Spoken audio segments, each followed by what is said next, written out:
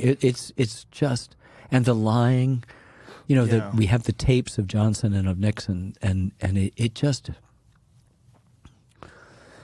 you know, there's an arrogance to record yourself for posterity, you know, and you be careful what you say. There's some of the things that not all of them have been listened to. They haven't all been transcribed. And we were fortunate to spend a lot of time just listening and finding just some stuff that, you know, if Nixon and Kissinger had walked into the peace talks that were already started in January of '69 and taken the terms that the North Vietnamese were offering, they would have had better terms than what they had in '73, and there would be fewer Americans, a lot more Americans alive, 25,000 more Americans alive, something like that, and hundreds of thousands of Vietnamese, Laotians, and Cambodians. But they didn't want to be the first president to lose a war. In fact, they'd already soured the South Vietnamese, they said, as Humphrey was coming up in the polls. He only lost by 0.7 points of a percentage in the election.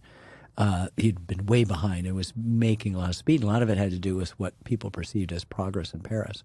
And the Nixon administration, or not the administration, the Republican Party, the Nixon's election campaign, reached out through an intermediary to the South Vietnamese government and said, boycott the talks in Paris.